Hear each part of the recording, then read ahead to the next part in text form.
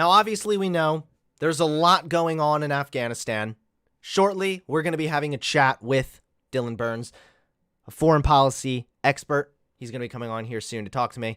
I'm going to be asking a lot of very basic questions because I'm not particularly educated when it comes to foreign affairs. That's something that I've been pretty open about, something that I want to become more educated on. So hopefully that's what's going to happen after this chat with Dylan Burns. But first, I just want to point out how hilarious it is that multiple far-right conservatives are siding with the Taliban. It's interesting because conservatives, if you really think about it, conservatives have a lot in common with radical Islam. And when I say conservative, just to be clear, I mean the farther right types. I mean, we just watched that clip the other day of Jesse Lee Peterson and those other guys talking about how women shouldn't vote. Do you think that the Taliban thinks women should vote? How do you think the Taliban feels about gay marriage? How do you think the Taliban feels about modesty? There's so much that they have in common. And what's funny is conservatives are realizing it, and they're not even ashamed. First, we have everybody's favorite, Small Dick Fuentes.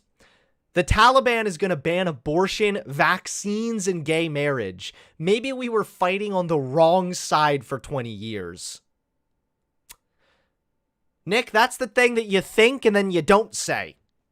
That's the one you let die out in your slush-filled brain. And he had time, man. He sat down and typed this.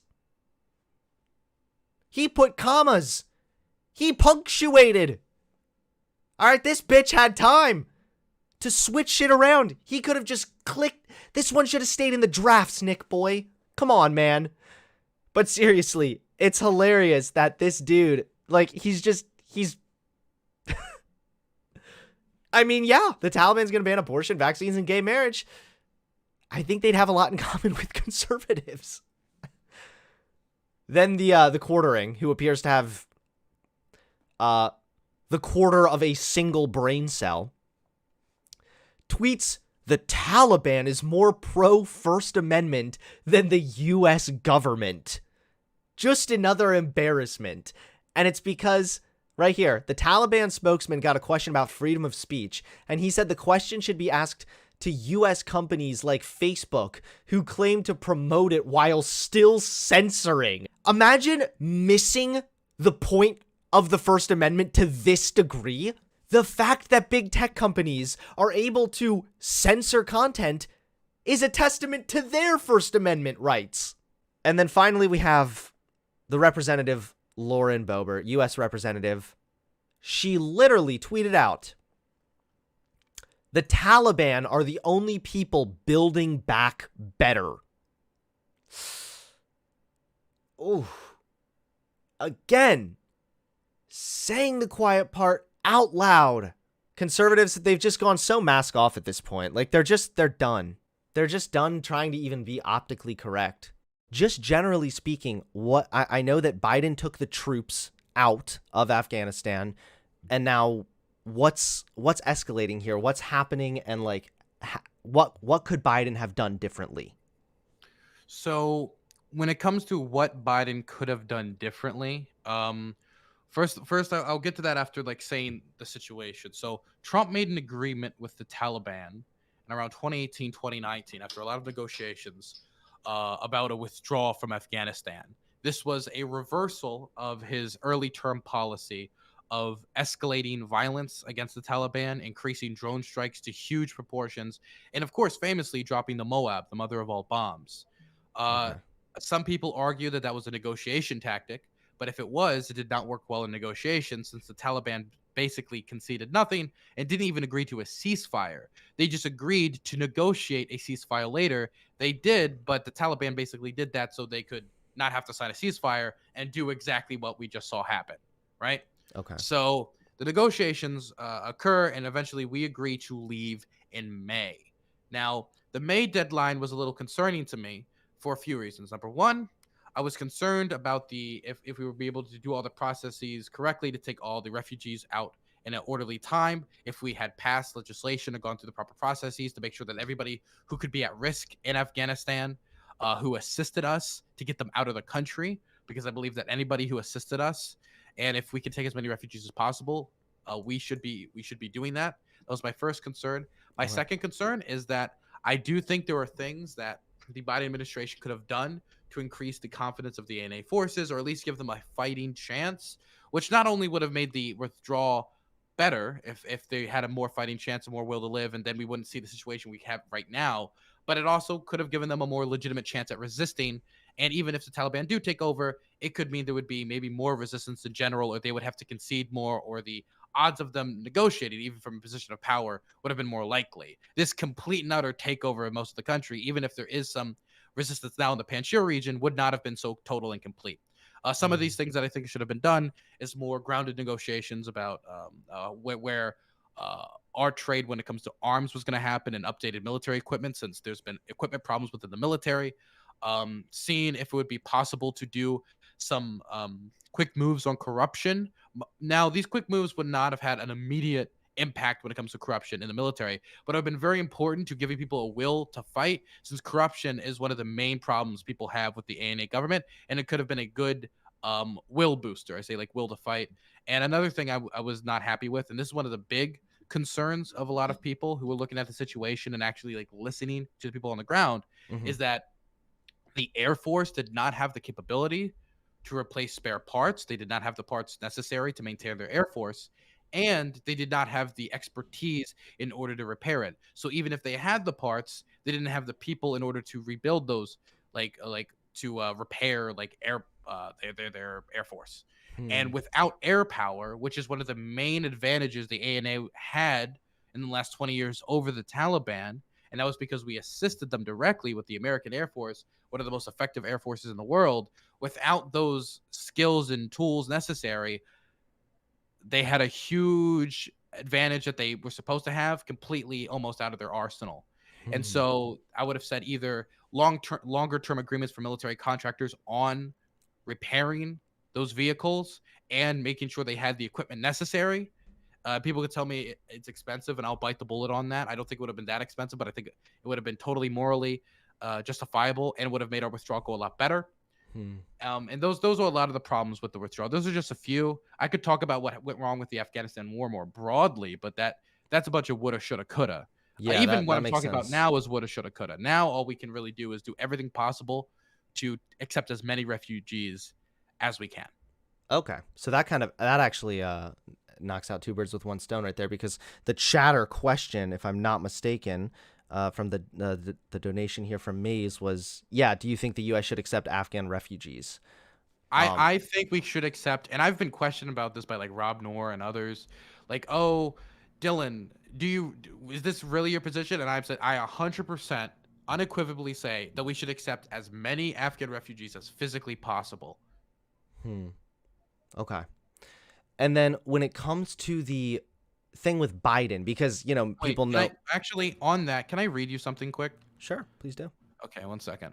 This actually is really it's some testimony from an Afghan pilot who served in the ANA, and they served for 15 years in the ANA, Okay. and they served very well in the ANA, and they were very brave. And they talk about this because there's this idea that like all the ANA were just like cowards or complete like fools or stuff like that. I want to make sure that people like understand that these were actually like brave individuals.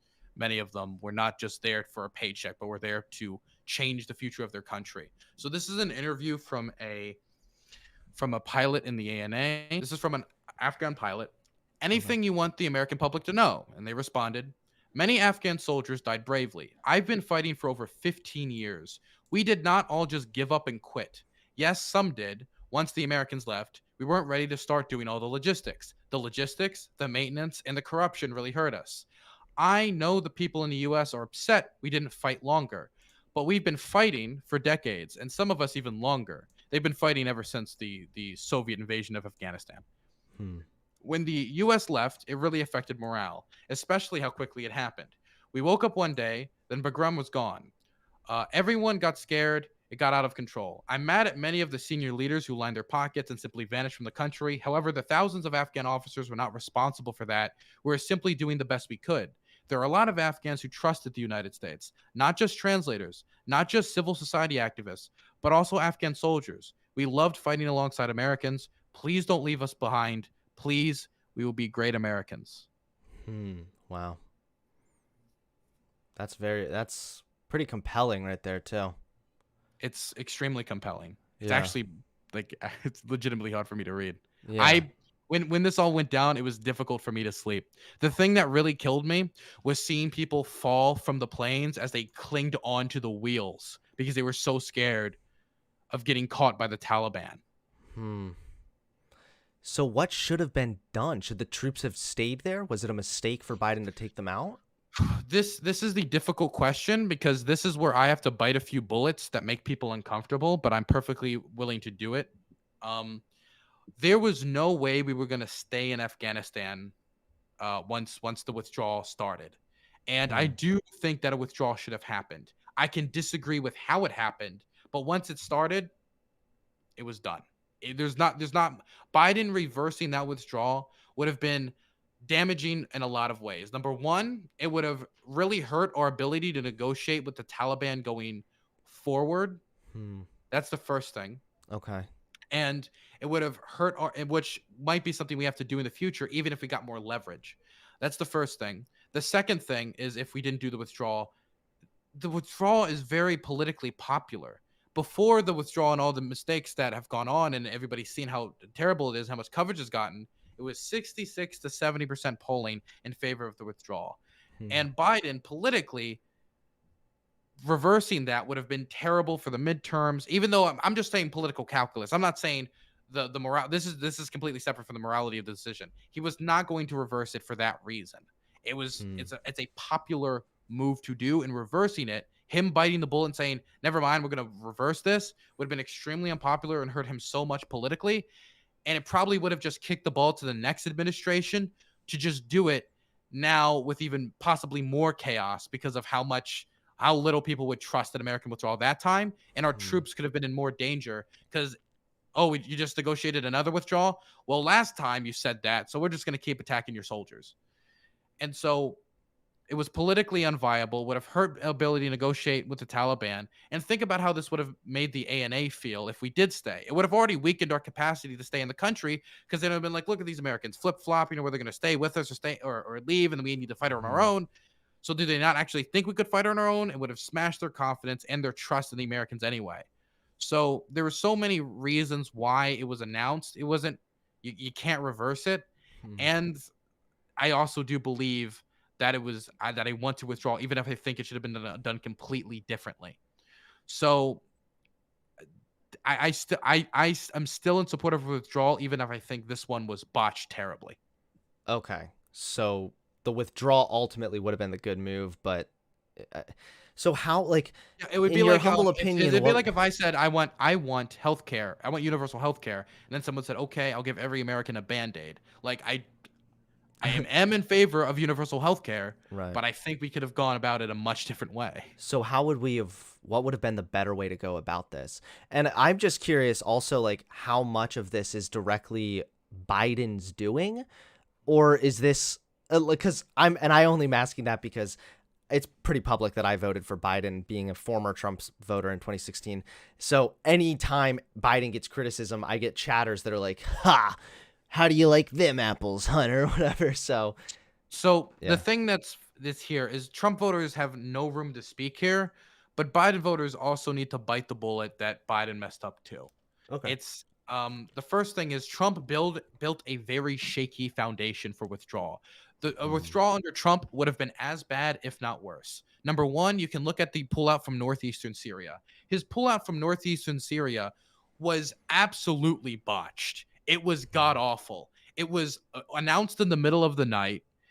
No, the allies in northeastern Syria had no time to prepare. It was so bad that our troops had many close calls where they almost gotten engaged with Turkish soldiers, and there was also instances where Kurdish politicians from northeastern Syria were not able to escape in time, were pulled out of cars and killed.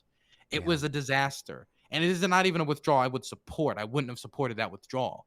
So when you have that being the one big example that we saw Trump of doing a withdrawal, it's very hard for me to imagine that the commander-in-chief, the former commander-in-chief we're talking about, would have done something differently or more effectively in Afghanistan.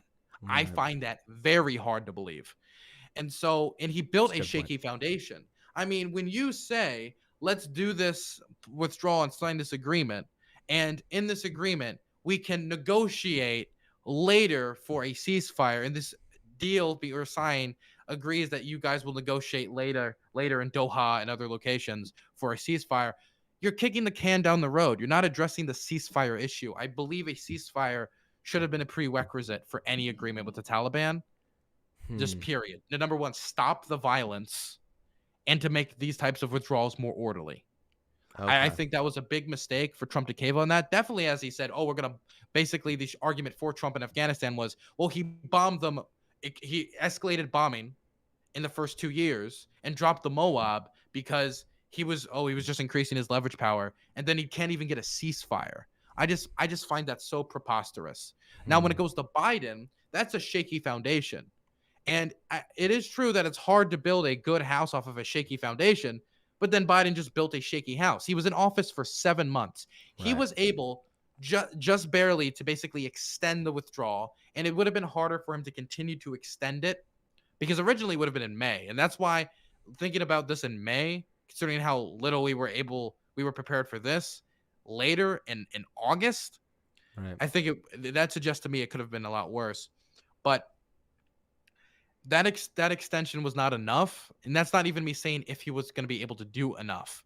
But there was no fast tracking done for these Hmm. Afghan refugees. That fast tracking would have been super important to me. Now, when it comes to the intelligence failures, I don't think I know a single intelligence expert in the world that could have said this could all go down in 11 days. Hmm. I heard 90 days Damn. Kabul could fall, and I scoffed. I scoffed at the idea. Hmm. Like, okay, yeah, that's the worst case scenario, sure, but that's not most likely what's going to happen. And that was later. Before it was like it might collapse in 6 months fastest. Then it was 90 days. Then it happened in 11. And Holy for that type of shit. intelligence failure to not even just be like, just most foreign policy experts and and analysts I know, none of them actually, not even most, none of them predicted something like this. So I can't really Hmm. blame somebody for just not having the information that no one had. Right. Then that would be something you could maybe point at the intelligence community differently and say that apparently they didn't have enough information or they overestimated certain stuff, Hmm. which that would apply to basically every intelligence analyst in the world. I don't think anyone would have predicted this. So my main criticism of Biden is Hmm. going to be the fact that he did not fast track these refugees, and it Gotcha. seems like now he's bragging about the 2,000, which is so off to me considering how many more we need to take in. Right. It's so weird. It'd be like if there's like a burning building of like 10,000 people, and you're like, guys, we saved 10. Like, okay, Pat on the back over here. yeah, congrats. Like you now, and you're gonna save the rest. Yeah, we're working on it. Like Yeah. I'm not gonna stand here and applaud you for that. Right. And all the criticism I made earlier about stuff that should have been done differently, like the grounded deals or the Air Force, like all of that stands. He had 7 months. He had Hmm. 7 months to do that. Hmm. Yeah, it sounds like it was kind of like an inevitable thing. I do have another question, maybe a little bit of a wrap up question here. What's the deal with everything going down with Mike from PA? Okay. Um. So what happened is I posted something that says the fall of Kabul will be much worse than the fall of Saigon, and the reason why is because the Viet Cong Mm-hmm. and the North Vietnamese army did not want to marry off 15-year-old little girls and reverse women's rights. I mean, you could talk about like similar human rights abuses when it comes to things like maybe torture, but they're not to the same extent when it Hmm. comes to things like women's rights and other stuff. And the Taliban has a marked history of brutality that I think is distinct. That is distinct from a lot of other organizations in the world and other organizations that we fought in the past. So I believe it would be much, much, much worse. That's basically the tweet I made, and he said no, and we went back and forth, and he just kept making so many historical errors after so many historical errors, just accepting nothing, and he basically Mm. refused to say for almost like 3 days that the Taliban was bad. And then when he finally did say the Taliban was bad, 10 minutes later, he said that the Afghan government, the ANA, was the most evil force in Afghanistan. Now, I don't know where you would list the most evil organizations in Afghanistan. And I know the ANA has a lot of problems with corruption and the botchies and Mm. all these other things. But they saying that says something about the Taliban, doesn't it? Because it should be obvious to anyone. It's the Taliban, or for your really hardcore foreign policy experts, ISIS in Afghanistan. But it is the Taliban, and anybody with two brain cells should have been able to say that. So it made me rethink whether he really cares that much about the condition of Afghan women. And he basically dismissed all concerns. They brought that up with basically like, that's like mainstream media, CIA talking points. And then he criticized Did me he actually wait? Did he actually say it was CIA, or are you being hyperbolic? well, he actually did say that I was using a CIA front organization. And the proof he used is that this organization used to have CIA ties. And then he basically clicked their financial documents and scrolled through it and said, that's interesting. It didn't even like show. They said, that's a lot of money. Where'd they get that from? And then it was done. It was like, okay, buddy. Are And you then after that, serious? he cited the CIA incorrectly, mind you, to counter me. He said, we didn't help Afghan women at all in Afghanistan, which I don't think we did enough, but the rights of Afghan women most certainly have improved in Afghanistan since the invasion. But he cited a CIA information in response to me, which, number one, is hypocritical. But number two, he cited statistics from the year 2000. Now, I don't know what you know about 9/11 and the war in Afghanistan, but 9/11 happened September 11th, 2001. We didn't invade Afghanistan in the year 2000. Those statistics were from before our invasion. So you Oh can't use God. those statistics to show that to comment about the literacy rates of Afghan women. I can actually send you one of the clips if you want to see it of him messing up. Oh my 1 second. God. Did he not realize it, or did he correct He did himself? not realize it, and he's not. I don't think he's commented on it since then. I don't think he's Um, going to. I Here, legitimately don't know. here's a short I made about it. I'll send it to you. Actually, I can just share screens if you want. Okay, yeah, go for it. I already have you up on my Discord thing here. And he tried to argue back and forth about how the international forces were popular.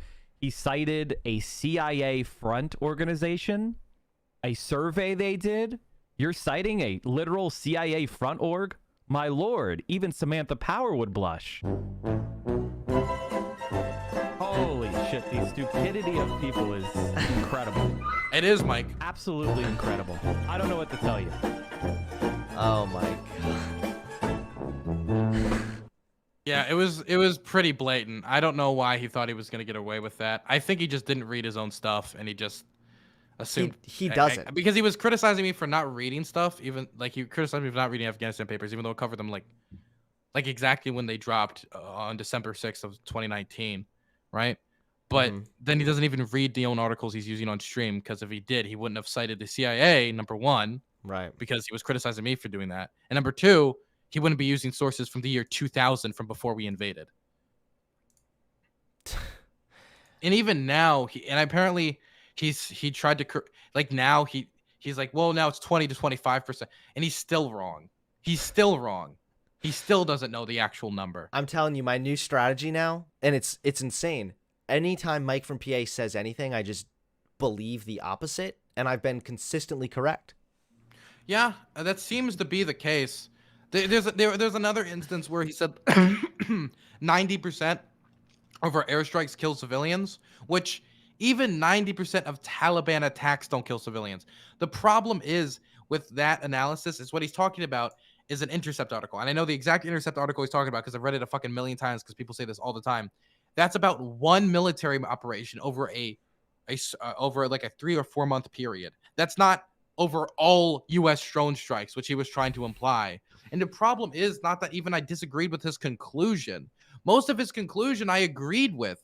It was that he made the argument so terribly and he sourced it so bad and was so dishonest and didn't want to care about the actual concerns of Afghan women that he just comes off so terribly and dishonest. I really, I don't know, man. I don't know what's up. Well, I'm sorry you had to put up with his bullshit. But hey, man, thanks so much for coming on and explaining things. This was really informative. No problem, buddy. You have a good one, okay? You too. See ya. Okay. Don't forget to hit that subscribe button and click the bell so you get notified when I drop a new video.